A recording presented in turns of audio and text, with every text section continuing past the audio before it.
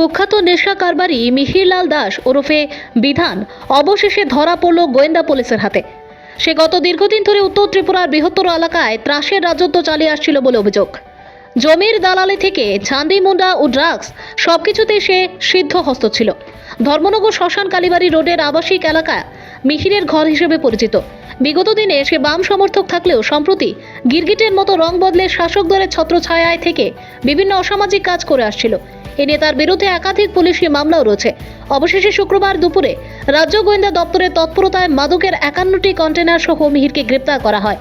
এদিন সকালে স্থানীয় দক্ষিণ নোয়াপাড়া ত্রিপুরেশ্বরী শিশু তীর্থ বিদ্যালয় সংলগ্ন এলাকা থেকে এই নেশা কারবারিকে বাইক সহ গ্রেপ্তার করে গোয়েন্দা পুলিশ।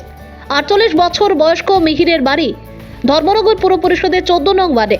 বর্তমানে ধৃতকে ধর্মনগর থানার পুলিশ আটকে রেখে টানা জিজ্ঞাসাবাদ চালাচ্ছে গোয়েন্দা বিভাগ।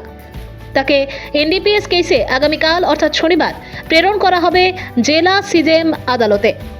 মিহিরের গ্রেপ্তারের খবরে সন্তোষ প্রকাশ করেছেন এলাকার সচেতন মহল। ভানুচন্দ্রের report, Assam prime network. Drug বিরোধী অভিযানের অঙ্গ হিসেবে আমরা দীর্ঘদিন ধরেই আমরা তৎপর আছি। তো আজকে আমাদের কাছে গোপন সংবাদের ভিত্তিতে খবর আসে দক্ষিণ নয়াপাড়া শিশু তীর্থ স্কুলের কাছাকাছি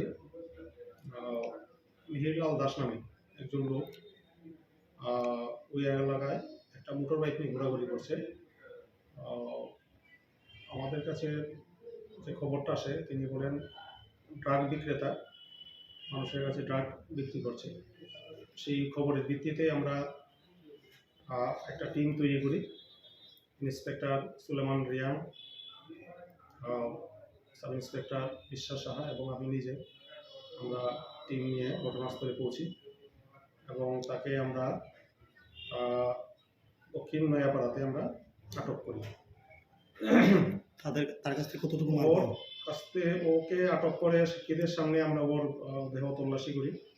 তল্লাশি করে মোট এখানে 51 কোটো সাসপেক্টেড হিরোইন আমরা উদ্ধার করি। সঙ্গে ওর একটা মোবাইল ফোন ছিল, সেটাও আমরা বাজেয়াপ্ত করি। একটা মোটর বাইক ছিল, বাইকটা হিরো গ্ল্যামার, একটা মোটর বাইক TR05D9239। এই বাইকটা আমরা থানায় নিয়ে এসেছি। আমরা ওর বিরুদ্ধে এখন এনডিপিএস অ্যাক্টে আমরা মামলা নিই। আগামীকাল আমরা কোর্টে প্রেরণ। স্যার, ওকে প্রাথমিক জিজ্ঞাসাবাদ চলছে, এটা বাকি রয়ে গেছে জিজ্ঞাসাবাদ। আশা করি যা আসবে পরে আমরা দেবো। এখন তদন্তের সাথে আমরা বলছি।